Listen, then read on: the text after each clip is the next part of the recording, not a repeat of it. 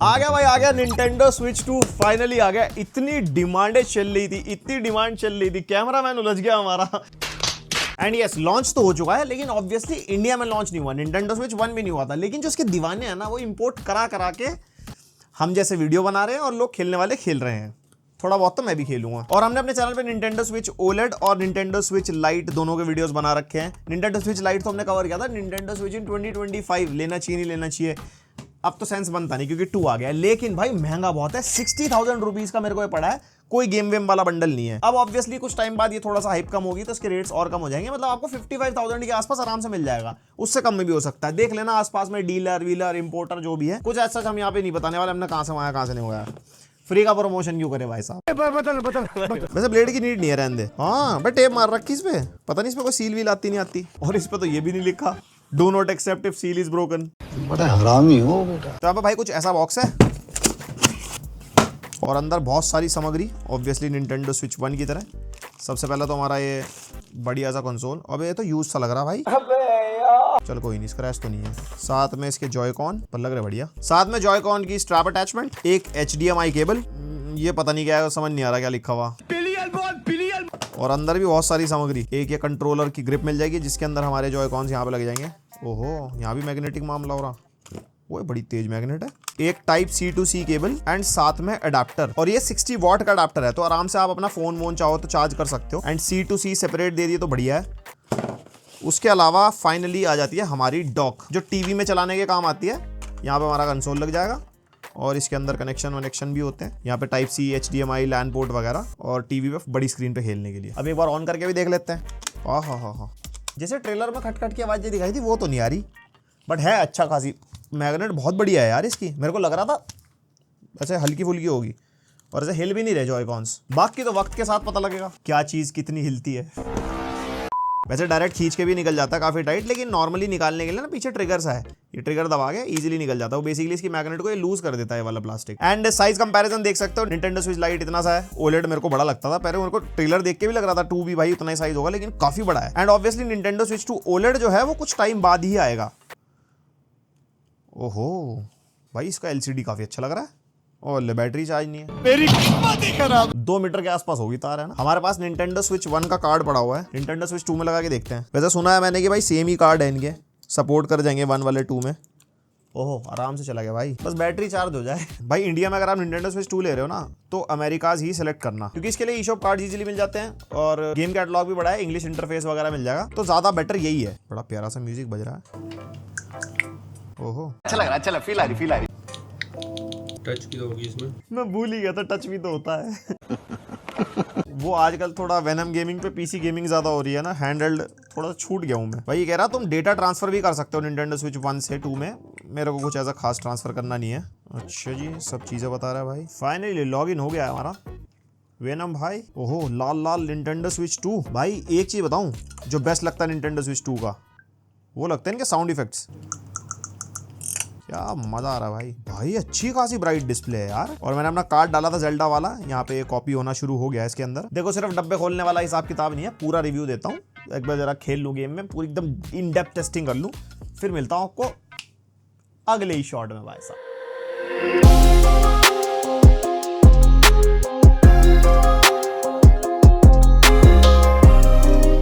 तो भाई लगभग 8 से 10 दिन हो चुके हैं इस मशीन को यूज करते हुए। मैंने, हार्दिक और मेरी टीम में शुभम ने इसको टेस्ट किया, इस पे मल्टीपल गेम्स खेले। एंड यहाँ पे मैं पहले एक चीज बोल दूं, निंटेंडो फैंस मेरे से नाराज मत हो जाना, क्योंकि मैं बहुत हार्श होने वाला हूँ। क्योंकि ये Nintendo Switch 2 8 इयर्स बाद रिलीज हुआ है। 8 साल में जो एक गेमर की एक्सपेक्टेशन होती है कि भाई हमारे को एक जनरेशनल लीप मिलेगा, एक परफॉर्मेंस मिलेगी, कुछ ऐसा कुछ मिलेगा जो हम कह सकेंगे हाँ भाई कुछ तो नेक्स्ट लेवल हो गया। आप Xbox को देख लो, आप PlayStation देख लो, PS4 और PS5 में कितना बड़ा डिफरेंस है। और उसके बाद आ जाता है ये। एंड ये कंसोल मैंने तो 60,000 का बाय किया, एंड कुछ दिनों में 45 to 50,000 का आराम से मिलना शुरू हो जाएगा, जस्ट बिकॉज जिसकी लॉन्च प्राइसिंग है इन डॉलर्स $450 है। उसके अंदर अगर आप इंपोर्ट लगा के सब कुछ भी देख लो ना, तब भी ये 60 का नहीं बैठता है, ये लॉन्च पे थोड़ा महंगा मिलता ही है, वो हम जैसे रिव्यूअर्स को लूटा जाता है। तो 45 से 50,000 में हमारे को PS5, Xbox Series X, एक अच्छा गेमिंग लैपटॉप विद एटलीस्ट 30-50 या फिर 50,000 रुपीज में अगर आप 5-10 हजार रुपए एक्स्ट्रा लगा दो तो 60,000 तक में एक अच्छा पीसी बिल्ड भी हो जाता है। और उसके अलावा हैंडहेल्ड 40,000 रुपीज में ROG Ally MSI क्लॉ मिल रहा है, स्टीम डेक हमारे को मिल जाता है। तो बहुत सारी चीजें इसके अगल बगल में खड़ी है, तो क्या ये उतना तगड़ा गेमिंग एक्सपीरियंस दे भी पा रहा है। और भाई मैं तो हैरान हूं, Nintendo Switch 1 की टोटल 152 मिलियन प्लस यूनिट्स बिकी थी और ये भी रिकॉर्ड तोड़े बैठा है। 3.5 मिलियन प्लस यूनिट्स बिक भी गई हैं ग्लोबली इसकी। तो मैं भी उन 3.5 मिलियन में से एक ही हूं कि मैं भी देख लूं ऐसा क्या ही है इसके अंदर। तो देखते हैं लोग इसके पीछे क्यों इतने बावले हुए फिर रहे हैं।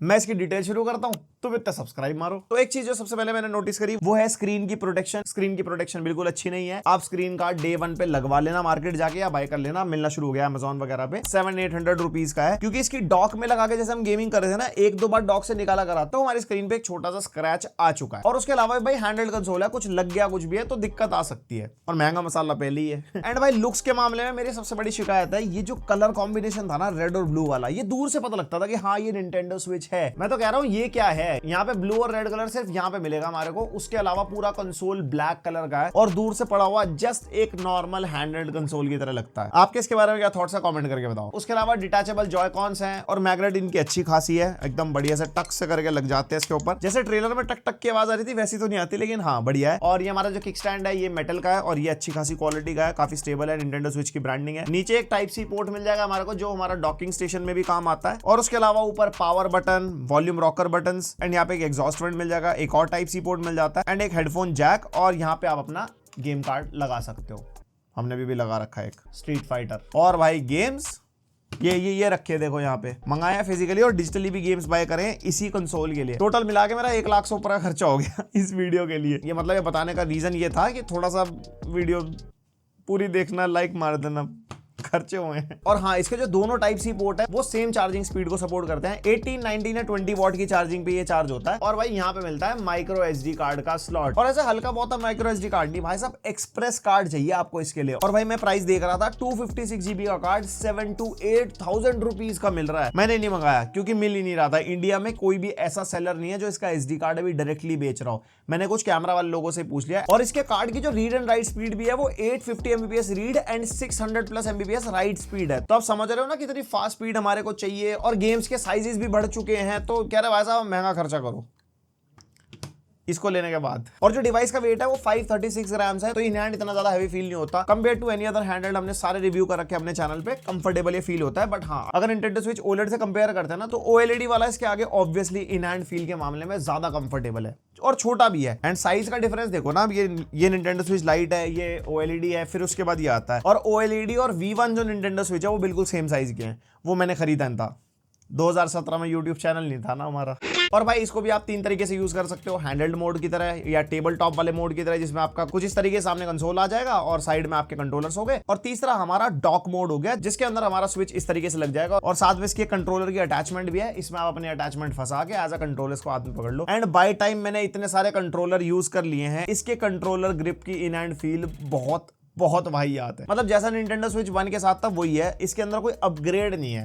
भाई Xbox का कंट्रोलर पकड़ो, PlayStation का कंट्रोलर पकड़ो, कितना बढ़िया फील देता है। और एक ये है, ऐसा लग रहा है आम की गुठली पकड़ लिया हाथ में। और फिर आ जाते हैं इसके जॉयकॉन्स, जिस एक के अंदर हमारे को 500 mAh की बैटरी मिलती है। इसका प्ले टाइम अप्रोक्सीमेटली 20 आवर्स तक का, अच्छा खासा बैटरी बैकअप इनका। बाकी तो इसके साथ लगे रहते हैं, चार्ज होते रहते हैं ये। उसके अलावा अगर आप डॉग मोड पे या टेबल टॉप मोड पे खेल रहे हो तो उसके अंदर बैटरी बैकअप वेरी करता है। और जस्ट लाइक Nintendo Switch 1 इसके भी जॉयकॉन्स को डिटैच करके 2 प्लेयर गेम्स हम खेल सकते हैं। जैसे मान लो एक कंट्रोलर एक प्लेयर, दूसरा कंट्रोलर दूसरा प्लेयर, क्योंकि इसके सिंगल जॉयकॉन के अंदर भी शोल्डर बटन्स हैं जो हमारे गेम्स में यूज होते हैं। और भाई कंपैरेटिवली ABXY के बटन्स बड़े हो चुके हैं, जो जॉयस्टिक्स है वो काफी कंफर्टेबल और बड़ी हो चुकी है। इसके ऊपर की रबर ग्रिप इतनी अच्छी नहीं थी जितनी रबर ग्रिप अब हमारे को मिलती है। एंड यहाँ पे जो डी पैड है वो भी बड़ा हो गया है। बस मेजरली एक चैट बटन हमारा एक्स्ट्रा आ गया कंसोल के अंदर, और चैट बटन में कैच है वो भी आगे बताता हूँ। एंड इसके जो जॉयकॉन्स है इसके अंदर हमारे को जायरो सेंसर भी मिलता है। जैसे साइबरपंक में हम जायरो सेंसर ऑन करके एमिंग वगैरह कर सकते हैं, तो वो जिस गेम में सपोर्ट करेगा आप उसको ऑन कर पाओगे, फिर चाहे आप हैंडल्ड मोड पे खेल रहे हो या डॉग मोड पे खेल रहे हो। और भाई अभी भी ट्रेडिशनल मैकेनिज्म है इसके जॉयकॉन्स के अंदर, और एक स्टिक ड्रिफ्ट का इशू आ भी चुका है इनकी सेल होने के बाद। अब वो हो सकता है मैन्युफैक्चरिंग डिफेक्ट भी हो, या फिर बाय टाइम स्टिक ड्रिफ्ट के इश्यूज हमारे को दिखने लगे। स्टिक ड्रिफ्ट जिसको नहीं पता ना, बेसिकली जो हमारी जॉयस्टिक होती है ना, ये एक ही तरफ चलने लग जाती है, बंदा हमारा गेम में घूमने लग जाता है, कुछ भी है, उसको कहते हैं स्टिक ड्रिफ्ट। अब ना हॉल इफेक्ट वाली स्टिक्स आती हैं बहुत सारे कंट्रोलर्स में, हमने कंट्रोलर की वीडियो बनाई उसके अंदर भी दिखाया था, वो जल्दी से खराब नहीं होता क्योंकि उसके अंदर मैग्नेट होती है, एक फिजिकल मैकेनिज्म नहीं होता। इतने पैसे ले रहे हैं, अपग्रेड कर रहे थे तो देना चाहिए था भाई। एंड भाई डिस्प्ले, ये एलसीडी डिस्प्ले है। पहले मेरे को इतनी उम्मीदें नहीं थी इसकी डिस्प्ले से कि इतनी अच्छी होगी कुछ भी, क्योंकि Nintendo Switch OLED वाला मैं यूज करके देख चुका हूं, लेकिन भाई इसके डिस्प्ले स्वाद है। 7.9 इंचेस की फुल एचडी डिस्प्ले है, टच स्क्रीन वाली है, टच वच करके आप आराम से चला सकते हो। HDR10 का सपोर्ट है, वेरिएबल रिफ्रेश रेट का भी सपोर्ट है, और कोई कलर गैमेट ब्राइटनेस वगैरह के नंबर मेरे को कहीं नहीं मिले। और इसके अंदर कोई सॉफ्टवेयर ऐसा नहीं है कि हम अपनी डिवाइस से इसकी ब्राइटनेस टेस्ट कर पाए, तो वो भी नहीं हो पाया। बट हाँ, यहाँ पे मैं कह सकता हूँ अच्छे कलर गैमेट वाली डिस्प्ले है, मतलब फुल ऑन बढ़िया दिखाई देते हैं कलर्स, एंड ब्राइटनेस भी अच्छी है। इंडोर यूज करने में ठीक है, लेकिन आउटडोर में वही है, ग्लॉसी डिस्प्ले है तो रिफ्लेक्शंस वगैरह आते हैं, बट स्टिल ठीक ठाक ब्राइट फील होती है। एंड Nintendo Switch Lite के बगल में अगर उसकी एलसीडी से इसकी एलसीडी कंपेयर करो, भाई देखो जमीन आसमान फर्क है। इवन ये OLED को टक्कर देने वाली इसकी स्क्रीन है, मतलब इतनी अच्छी लगती है। और टेक्निकली अब इन्होंने 256 GB से स्टार्टिंग कर दी अपने कंसोल की। UFS 3.1 स्टोरेज हमारे को इसके अंदर मिलेगी, 12 GB LPDDR5X रैम है, एंड Nvidia की कस्टम चिप है इसके अंदर, Tegra T239। और इसकी जो चिप है ना RTX 2050 के आसपास की परफॉर्मेंस देने वाली है, वो भी आपको परफॉर्मेंस दिखाऊंगा, आप समझ भी जाओगे। और अगर टेक्निकली Nintendo Switch 1 से अगर आप इसको कंपेयर करते हो ना, तो भाई यहाँ पे CPU कोर्स हमारे डबल हो गए हैं, हमारे जो CPU की स्पीड्स हैं वो बेटर हो गई हैं, एंड मेमोरी पहले 4 GB हुआ करती थी, अब 12 GB पहुंच गई है, एंड iGPU की परफॉर्मेंस भी भाई अच्छी खासी बंप हो गई है। तो यहाँ पे अपने कंसोल से तो बहुत बढ़िया जंप है, लेकिन आगे बताता हूं। और कनेक्टिविटी में वाईफाई 6 है, एंड ब्लूटूथ वर्जन कहीं पे मिला नहीं, तो 5.3 या 5.4 ही होगा जहां तक मेरे को लगता है। और ब्लूटूथ के थ्रू आप कोई भी TWS, हेडफोन, स्पीकर वगैरह कनेक्ट कर सकते हो, अगर आपको एक्सटर्नल आउटपुट चाहिए ऑडियो का। कोई ऐसा लाइसेंस्ड प्रोडक्ट वगैरह लेने की जरूरत नहीं है, इसके अंदर वो फ्रीडम है। एंड कनेक्टिविटी में एक और चीज मैंने फील करी, जैसे इंटरनेट स्पीड हम टेस्ट करके देख रहे थे दोनों कंसोल में, Nintendo Switch OLED और Nintendo Switch 2 में, तो Nintendo Switch 2 ज्यादा बेटर इंटरनेट स्पीड्स पकड़ पा रहा था कंपेयर टू OLED वाला वेरिएंट। तो यहाँ पे आपके जो गेम्स बड़े बड़े हैं कुछ है, आप ज्यादा तेज डाउनलोड कर पाओगे ऑब्वियसली अपने कंसोल में। और सेंसर्स में एक्सेलेरोमीटर, जायरोस्कोप मैं आपको बता ही चुका हूं। उसके अलावा जॉय-कॉन में माउस सेंसर भी है, जिसके थ्रू आप कुछ माउस की तरह मूवमेंट करके आप चला सकते हो। इसका एक्सपीरियंस अभी बताता हूं मैं आपको आगे। एंड साथ में ब्राइटनेस सेंसर भी है, जिसमें हमारे को ऑटो ब्राइटनेस मिलती है, अकॉर्डिंग टू एनवायरनमेंट आपकी स्क्रीन ब्राइटनेस शिफ्ट कर लेगी। और स्टीरियो स्पीकर्स हमारे को मिलते हैं with 3D audio, and speakers में कहूंगा बहुत माइनर जंप है। हाँ, थोड़ी सी एक फुलफिलिंग आवाज आती है, इतनी ज्यादा से एक्स्ट्रा शार्प नहीं है जितनी पहले Nintendo Switch 1 में थी, बट स्टिल मैं कहूंगा उतना ज्यादा इंप्रूव्ड स्पीकर फील नहीं होते, या थोड़ी लाउडनेस उतनी ज्यादा फील नहीं होती अगर मैं कहूं। और ये 5.1 चैनल को भी सपोर्ट करता है थ्रू HDMI। जब आप इसके डॉक के थ्रू टीवी वगैरह से कनेक्ट करोगे तो आप प्रॉपर आउटपुट ले पाओगे, अगर आपने साउंड बार वगैरह कनेक्ट कर रखी है, मोटी बातचीत वाली। और इसके अंदर अपना माइक्रोफोन तो है ही। और जो इसकी डॉक है, इसके थ्रू जब आप आउटपुट लोगे तो 4K 60 FPS का आउटपुट ये देता है, जो इन्फॉर्मेशन आती है। बट एक्चुअल जो गेम का रेजोल्यूशन है वो बेस्ट आउटपुट के लिए डेवलपर्स ट्वीक कर सकते हैं। आप खेल भले 4K स्क्रीन पर हो, बट एक्चुअल 4K रेजोल्यूशन आपको वहां नहीं मिलता। और वो भाई हैवी गेम्स खेल के पता लगता भी है, जैसे साइबरपंक मैं बड़े टीवी पे लगा के देख रहा था, बिल्कुल भी अच्छी नहीं दिखती। लेकिन हाँ, जो भी इनके फर्स्ट पार्टी टाइटल्स है Nintendo वाले, वो बहुत प्यारे दिखाई देते हैं। उसके अलावा 1080p एंड 1440p में 120 FPS तक का सपोर्ट मिलता है डॉक्ड मोड में, लेकिन मुझे नहीं लगता कोई AAA टाइटल ये इतने FPS पे चलवा पाएगा, क्योंकि अभी गेमिंग परफॉर्मेंस दिखाता हूं, खुद समझ जाओगे। और इसके डॉक में हमारे को HDMI 2.1 का पोर्ट मिलता है, जिसके थ्रू आप अपने टीवी या किसी मॉनिटर से कनेक्ट करोगे। And 2 USB type A ports हैं। अगर किसी गेम में कीबोर्ड माउस का सपोर्ट है, आपको कीबोर्ड माउस लगा के खेलना है, तो वो आप कर सकते हो। और साथ में एक टाइप C पोर्ट है जो चार्जिंग के लिए यूज होगा, या फिर पावर देने के लिए आपके कंसोल में। और एक LAN पोर्ट मिल जाता है हमारे को for direct internet connection without interruption, बड़े इंटरनेट स्पीड के साथ। अगर आपको कुछ लोकल पार्टी गेम्स वगैरह या दोस्तों के साथ कोई स्पोर्ट्स वगैरह खेलना है, तो वहां पे काम आता है। और भाई जो ऑपरेटिंग सिस्टम यूजर इंटरफेस है, उसके अंदर कोई जंप नहीं है। यहाँ पे हमारे को सेम UI मिलता है, बस जो नीचे वाली जो बार है ना, जहाँ पे आइकन्स वगैरह आ रहे हैं, सेटिंग वगैरह के, पावर वगैरह के, पहले कुछ ऐसे गोल गोल आ रहे थे, अभी यहाँ पे पूरी एक सिंपल बार बना दी है। कुछ भी बड़ा मेजर डिफरेंस नहीं है। 8 साल बाद एक कंसोल लॉन्च हो रहा है, जनरेशनल लीप है, और UI में कोई चेंज नहीं। एंड पहले Nintendo Switch में भी हम एक बारी में एक ही एप्लीकेशन या गेम चला पाते थे, अभी भी सेम ही है। साइमल्टेनियसली साइड बाय साइड कोई भी 2 गेम्स एक साथ मिनिमाइज कुछ नहीं। 12 GB रैम होने का फायदा क्या हुआ फिर? और एक चीज जो मेरे को Nintendo Switch 1 पे फील होती थी, जब भी हम कुछ टाइप करते हैं, अगर हमारे को टाइप करने का मन नहीं है, वॉइस इनपुट का फीचर आजकल फोन से लेके कंसोल से लेके टीवी में हर जगह मिलता है। इसमें अभी भी वॉइस इनपुट का फीचर नहीं है। मैं Nintendo Switch 2 की बात कर रहा हूं, जबकि माइक है कंसोल के अंदर अपने। और एक चीज मैंने नोटिस करी, अगर हम इसकी स्क्रीन पे कर रहे हैं, कुछ सर्च कर रहे हैं, टाइप कर लो, कोई बात नहीं, वॉइस इनपुट के बिना भी काम चल जाएगा। लेकिन अगर डॉक मोड पे खेल रहे हैं, वहां पे तो कोई टच स्क्रीन नहीं है ना। जैसे प्ले स्टेशन के अंदर जायरो करके हम अपनी टाइपिंग वगैरह कर सकते हैं, वो भी इसके अंदर नहीं है, जो कि हो सकता था, बिकॉज इसके जॉय-कॉन्स में जायरो सेंसर है। और सबसे ज्यादा हैरानी तो मुझे तब हुई जब इसके अंदर मैं सोच रहा था गेम रिकॉर्ड वगैरह अगर किसी को करना हो, कहीं पे गेम अपनी फाइल स्टोर करनी हो, या कुछ भी कहीं यूज करना हो, भाई 30 सेकंड्स तक की रिकॉर्डिंग होती है, जो कि इंटरनेट से मुझे इंफॉर्मेशन मिली। मैं रिकॉर्ड कर रहा था, 4 सेकंड, 3 सेकंड, 5 सेकंड, 8 सेकंड अपने आप ही रोक दे रहा है रिकॉर्डिंग को, जो मतलब स्क्रीन रिकॉर्डिंग होती है गेम की। और या फिर आप स्क्रीनशॉट ले सकते हो जो आप इसके एल्बम्स वगैरह में देख पाओगे। क्या फायदा भाई साहब। हाँ, अगर रिकॉर्डिंग वगैरह करनी है तो उसके लिए आपको थोड़ा महंगा कैप्चर कार्ड लेना पड़ेगा, उसको कनेक्ट करके पीसी से, एक अच्छा महंगा पीसी भी होगा जिसमें OBS चलाओगे फिर रिकॉर्ड करोगे। चीप स्टफ यार, चीप स्टफ। और अगर आपके पास Nintendo Switch 1 है और आप 2 का प्लान कर रहे हो ये वीडियो देखने के बावजूद भी, तो आप डेटा ट्रांसफर कर सकते हो, आपकी यूजर प्रोफाइल, आपका गेम सेव डेटा, सारा कुछ आप अपना ट्रांसफर कर सकते हो एकदम एफर्टलेसली। और सबसे बड़ा हाईलाइट गेम चैट फीचर जो सी बटन में आपको बता रहा था, वो इसके अंदर हमारे को मिलता है। एंड इतना बढ़िया फीचर इंडिया में चल ही नहीं रहा, क्योंकि इस फीचर को यूज करने के लिए आपको एक QR कोड स्कैन करना होता है, उसके बाद एक वेबसाइट खुलती है, वहां पे आपको अपना फोन नंबर डालना होता है। And you know Nintendo Switch India में ऑफिशियली लॉन्च ही नहीं होता, तो वहां पे जितनी कंट्रीज आ रही हैं उसके अंदर हमारा +91 इंडिया शो ही नहीं करता। तो चलाओगे कैसे? उसके भी जुगाड़ है, आप डमी नंबर ले सकते हो, बहुत सारा तरीका है। अगर आपका करने का मन है तो कर लेना, बट चैलेंजेस आएंगे बिकॉज ऑफिशियली इंडिया में नहीं है। और गेम चैट फीचर में आप अपने साथ वालों से बात कर सकते हो चलते गेम में। एंड इसका एक कैमरा भी है जो कि काफी सस्ता है, आप समझ रहे होंगे, उसके थ्रू आपकी वीडियो वगैरह आ जाएगी। कुछ वीडियोस वगैरह देख लेना अगर आपको एक्साइटिंग लगे वो चीज तो। और भाई गेमिंग कंसोल में मेंबरशिप्स होती हैं, जैसे Xbox का गेम पास है, PlayStation की PS Plus मेंबरशिप है, उसके अंदर बेनिफिट क्या होते हैं? आपको गेम्स मिलते हैं। भाई इसकी मेंबरशिप देखो आप, यहाँ पे इंडिविजुअल मेंबरशिप $20 की, उसमें फैमिली वाली $35, उसी के अंदर एक एक्सपेंशन पैक है, उसमें तो $50 और $80 तक। एंड उसके बेनिफिट्स आपके स्क्रीन पे आ रहे होंगे, वीडियो पॉज करके देख लेना, जिसके अंदर हमारे को ओल्ड गेम टाइटल्स मिलते हैं, जैसे कि Nintendo classics, game boy advance और बाकी सब अपने सामने देख सकते हो, जो कि एक्सपेंशन पैक में है। और नॉर्मल पैक में कुछ नहीं है, नॉर्मल पैक में क्लाउड डेटा और ये सब Nintendo म्यूजिक स्पेशल ऑफर ये सब मिलता है। हाँ, मतलब ऑनलाइन खेलना तो उसके लिए मेंबरशिप लेनी पड़ेगी। और ये जो सारे गेम एक्सपेंशन पैक में दे रहे हैं, तुम्हें पता है कैसे खेलने होते हैं, जिसमें कोई खर्चा भी नहीं आता। फोन, लैपटॉप, PC किसी भी जगह चला लो, समझ रहे हो? बहुत बढ़िया सस्ता मसाला है। और इसके अंदर हमारे को 5220 mAh की बैटरी मिलती है। एंड बैटरी बैकअप बहुत ही एवरेज है। AAA टाइटल जैसे साइबरपंक में खेल के देख रहा था, अप्रोक्सीमेटली 2 घंटे का बैकअप मेरे को मिला। अगर आप कोई हल्का टाइटल खेलते हो, जैसे मारियो वगैरह में खेल के देख रहा था, उसमें मिल जाता है 5 to 6 आवर्स का बैटरी बैकअप, जैसे अदर हैंडहेल्ड्स में बैटरी बैकअप मिल रहा है। इसका भी वही है। Nintendo Switch OLED या फिर अपना इनका जो V1 वाला Nintendo Switch था, या इवन लाइट ही हो गया, इनके बैटरी बैकअप बहुत अच्छे हैं। ऑब्वियसली पावर बढ़ी है, यहाँ पे साइज भी बड़ा है, बैटरी का साइज भी बड़ा है, बट बैकअप नहीं बढ़ा है। और चार्ज तो इतना ही फास्ट होता है, 19 से 20 वॉट पे चार्ज होता है, 3 घंटे लगाता है फुल चार्ज होने में।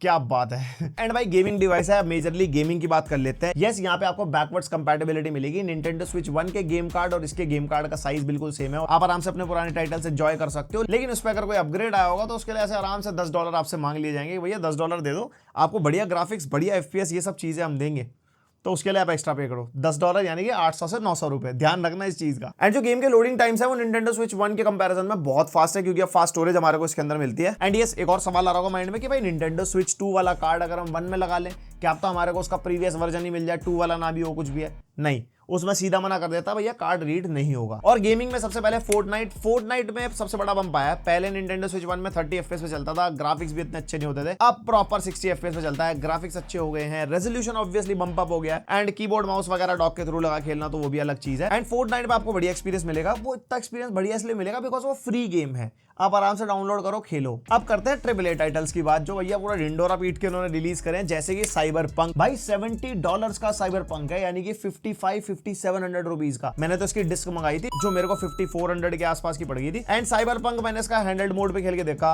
मेरे को बिल्कुल भी अच्छा नहीं लगा, बिकॉज मैं साइबरपंक को PlayStation पे भी खेल चुका हूँ, PC पे भी खेल चुका हूँ, even ROG Ally and Legion Go पे भी मैं खेल चुका हूँ। भाई उनकी स्क्रीन पे, उनके प्रोसेसर के हिसाब से, उनके रेजोल्यूशन के हिसाब से गेम बहुत बढ़िया दिखाई देता है। इसकी स्क्रीन में वो मजा ही नहीं है। और FPS हमारे को 30 एवरेज ही मिल रहा है, जो कि हैंडल्ड के हिसाब से ठीक है, लेकिन वो कहीं ना कहीं किसी केस में गिर के 20 तक भी आ जाते हैं। एंड वो इतना शार्प फील नहीं होता गेम। मैं कहूंगा कि भाई ये गेम इस तरीके से एंजॉय करने के लिए बना ही था, बहुत हैवी गेम है। देन हॉगवर्ट्स लेगेसी $60 की गेम है, लगभग 5000 रुपए की गेम हो गई। And Hogwarts legacy Nintendo Switch 1 पे डिजास्टर थी, मतलब लोग कहते हैं क्या ही कूड़ा लॉन्च कर दिया, लेकिन इसके ऊपर भाई ग्राफिक्स बढ़िया है। हाँ, FPS पहले भी 30 थे, अभी भी 30 है, लेकिन अब 30 स्टेबल मेंटेन ये कर पाता है। लेकिन इसके लिए भी मैं कहूंगा भाई, अगर PlayStation 5 से कंपेयर करोगे ना, भाई क्या दिखती है, या फिर PC पे अगर आप खेल रहे हो, आप सेटिंग्स ट्वीक कर सकते हो। अगर आपके पास एक अच्छा 50-60,000 का पीसी है ना, आप इसको वे बेटर तरीके से एक्सपीरियंस करवाओगे rather than on this console. And सिर्फ मैं हैंडल्ड मोड की बात नहीं कर रहा हूं, अगर डॉक्ड मोड पे बड़ी स्क्रीन पे भी खेलते हैं ना, एज अ पीसी गेमर या प्ले स्टेशन एक्सबॉक्स गेमर, मैं देख के बताता हूं भाई मैं नहीं खेल सकता इस गेम को, क्योंकि गेमर के लिए एक्सपीरियंस ही सब कुछ होता है। एंड पोकेमॉन वायलेट हमने इसके निंटेंडो स्विच स्टोर से परचेज करी, 5000 के आसपास की हमारे को पड़ी। एंड ये गेम निंटेंडो स्विच 1 पे भी थी, 30 FPS पे चलती थी, अब यहाँ पे स्टेबल 60 FPS चलती है। टेक्सचर वगैरह अच्छा हो गया, ड्रॉ डिस्टेंस वगैरह अच्छा है, शार्प है गेम, विजुअली बहुत अच्छे है, रेजोल्यूशन भी बम्प अप हो गया, तो इसके अंदर डिफरेंस फील होगा आपको। Then Legend of Zelda Breath of the Wilds, $70 की ये गेम है, निंटेंडो स्विच 2 वेरिएंट। मेरे पास निंटेंडो स्विच 1 की फिजिकल डिस्क थी इसकी, और $10 का मैंने अपग्रेड करा just to see the difference. And yes, यहाँ पे भाई पहले 30 FPS पे चल रही थी, अब प्रॉपर 60 स्मूथ FPS पे चलती है, विजुअल्स बहुत बढ़िया हैं और ड्रॉ डिस्टेंस काफी बेटर है भाई, जो ग्रास व्रास है बहुत ही बेटर दिखाई देती है। एंड इस गेम में आपको डिफरेंस फील होगा। और भाई हिटमैन वर्ल्ड ऑफ असासिनेशन, $60 की गेम भाई, 5000 के आसपास की गेम है। एंड इसी का मैं फुल कैंपेन वाला वर्जन देख रहा था स्टीम पे पीसी पे, 160 रुपीज का चल रहा है। इवन अगर आप प्ले स्टेशन पे इसका फुल वर्जन बाय करते हो ना, 5800 का पड़ता है, महंगा है, लेकिन उसके साथ VR मोड भी इंक्लूडेड है भाई, VR गेमिंग आप कर सकते हो प्ले स्टेशन पे। हिटमैन को आराम से एकदम VR की जिंदगी में खेलो, इसमें बस इसी हैंडल्ड की स्क्रीन पे खेलो या फिर बड़ी स्क्रीन पे खेलो। एंड उसके अंदर भी भाई एवरेज 40 FPS निकल के आते हैं। और विजुअली आप खुद सोच लो, एक प्ले स्टेशन और एक पीसी या लैपटॉप का लेवल कैसा है और इसके ऊपर किस तरीके की गेम दिखाई देती है। ऑब्वियसली मैं खेल चुका हूं, ऐसा नहीं कह सकता अच्छी नहीं है, बट ऑब्वियसली वो उतना मजा नहीं देती। मैं AAA टाइटल के हिसाब से बोल रहा हूं, जैसे लेजेंड ऑफ ज़ेल्डा बहुत अच्छी दिख रही थी, पोकेमॉन वायलेट बहुत अच्छी दिख रही थी, उनके फर्स्ट पार्टी टाइटल्स हैं। लेकिन ये जो बड़े टाइटल्स हैं वो मुझे लगता है यार इस कंसोल के हिसाब से होने भी चाहिए। जैसे उसके बाद सुपर मारियो 3D वर्ल्ड में ट्राई किया, ये भी 5000 रुपीज की गेम है, ये बढ़िया सुपर स्मूथ 60 FPS पे चल रही थी। विजुअली मुझे प्रीवियस निंटेंडो स्विच 1 से कोई खास डिफरेंस फील नहीं हुआ। सुपर मारियो ओडिसी मैंने ट्राई किया, जो कि $60 का था इसके निंटेंडो स्विच स्टोर पे, वही 4800 4900 हो गए। लेकिन मैंने इसके निंटेंडो स्विच 1 वाली डिस्क ले ली थी, जो मेरे को ऑनलाइन 3850 रुपीज की पड़ी थी, ऑब्वियसली सस्ती पड़ गई। एंड इसके अंदर कोई अपग्रेड नहीं आया, ये पहले भी 60 FPS पे चलती थी, अभी भी 60 पे चलती है, बट थोड़ी सी शार्पनेस, लाइटिंग, ग्रास टेक्सचर्स वगैरह और रेजोल्यूशन वगैरह इंप्रूव हो गया, तो आपको मतलब अच्छी दिखाई देती है। और निंटेंडो के फर्स्ट पार्टी टाइटल बहुत बढ़िया चलते हैं इसके ऊपर। फिर मेरा एक फाइटिंग गेम एक्सपीरियंस करने का मन था, तो स्ट्रीट फाइटर हमने डाली, इसके अंदर बढ़िया स्मूथ 60 FPS पे चलती है, उसका एक्सपीरियंस बढ़िया, उसके अंदर कुछ नहीं है, वो फाइटिंग वाली है, उसमें ज्यादा कुछ होता भी नहीं है। और हर गेम के साथ प्राइस पता है क्यों बता रहा हूं, क्योंकि 60,000 का तो कंसोल हो गया और सारे गेम में मिला के लगभग ₹1,00,000 खर्च हो चुके हैं।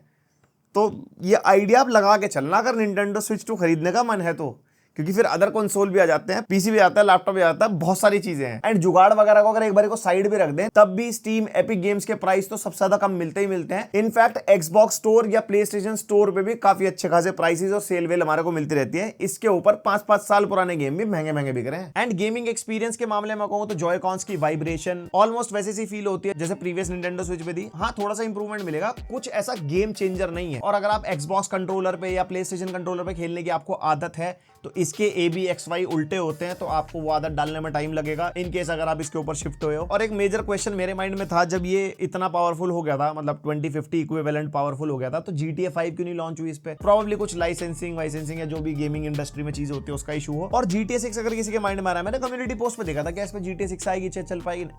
तुमने देख लिया ना गेम कैसे चल रहे थे, तुम सोच लो भाई GTA 6 से सूंघ भी नहीं पाएगा, धुआं निकल जाएगा इसमें से। और गेमिंग करते हुए हैंडहेल्ड मोड पे थोड़ा सा वार्म सा हो जाता है, ऐसा कोई भट्टी की तरह गर्म नहीं होता कुछ भी है। और वैसे जो कंट्रोलर है वो आपके हाथ में रहता है, उनका टेम्परेचर नहीं बढ़ता, तो ऐसी कोई दिक्कत है नहीं। Just like any other handheld, इतना कोई दिक्कत करेगा नहीं। और जो उसका फैन भी है वो भी कोई ऐसी आवाज नहीं करता, काफी साइलेंट सा है। एंड परफॉर्मेंस के मामले में हैंडहेल्ड यूज करने में और डॉक्ड यूज करने में डिफरेंस होगा, क्योंकि पावर ड्रॉ बढ़ जाता है। 7 to 10 वॉट आपका हैंडहेल्ड में पावर ड्रॉ करता है, 15 to 25 वॉट तक जा सकता है डॉक्ड मोड में, जिसमें कुछ ही गेम्स में FPS 60 तक पहुंच पाते हैं, हैंडहेल्ड मोड में थोड़े कम रहते हैं। एंड विजुअली भी गेम एनहांस होती है, रेजोल्यूशन बम्प अप होता है, लेकिन वही बात है ना, फिर बड़ी स्क्रीन भी तो हो गई, तो आपको वैसा एक्सपीरियंस नहीं मिल पाएगा डॉक्ड मोड पे कि हाँ भाई आप प्ले स्टेशन एक्सबॉक्स लगा के गेम खेल रहे हो, कुछ भी है। वहां पे विजुअल्स में आप देख के बता दोगे कि हाँ भाई ये काफी कम रेजोल्यूशन में अपस्केल होकर चल रहा है। और भाई निंटेंडो स्विच की काफी अच्छी खासी महंगी एक्सेसरीज आती है, जैसे निंटेंडो स्विच 2 प्रो कंट्रोलर है, ज्यादा महंगा नहीं, $85 का है। इसके एक व्हील्स भी आ जाएंगे $25 के। और निंटेंडो स्विच 2 का कैमरा $55। इसका अगर डॉक आपका खराब हो गया तो $120 का आपको खरीदना पड़ेगा। Game cube controller $65। और भाई केस देख के मैं हैरान था, $85 का ऐसा क्या है इस केस के अंदर। और एक all in one carrying case भी है इसका, और चार्जर भी अगर आप अलग से लोगे तो $35 का है। और SD कार्ड तो मैं आपको बता ही चुका हूँ, $60 का 256 GB का कार्ड है। ये डॉलर्स वाले रेट, अगर आप इंडिया में लोगे तो ऑब्वियसली इससे भी महंगा मिलेगा आपको INR में। और जिसके माइंड में डाउट है कि माइक्रो SD कार्ड नॉर्मल वाला अगर इसके अंदर हम चलाएं और कोई पुराने गेम चलाने का मन बने,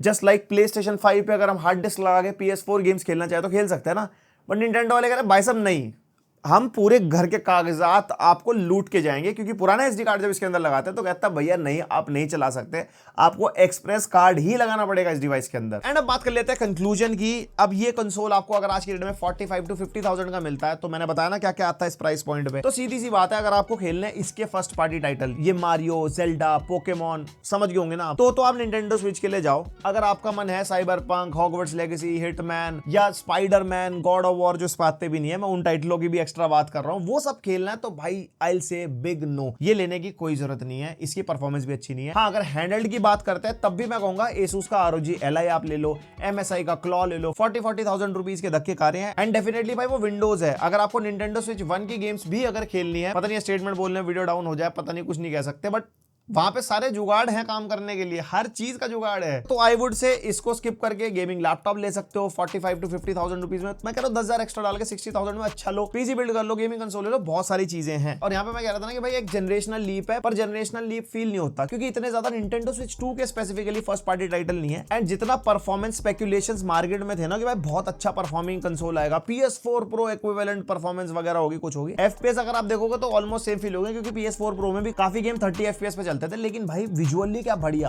अनचार्टेड, स्पाइडरमैन, GTA 5 आप खेलो भाई साहब, खिलवा दोगे। तो आप मेरा पॉइंट समझ गए होंगे। आपके क्या थॉट्स है मेरे को कमेंट करके बताओ। बाकी ये वीडियो पसंद आई लाइक मारो और अपने किसी निंटेंडो स्विच फैन दोस्त के साथ शेयर करो। एंड आपके और मेरे थॉट्स मैच होते हैं तो वो भी लिख देना। मिलते हैं नेक्स्ट वीडियो, तक के लिए बाय।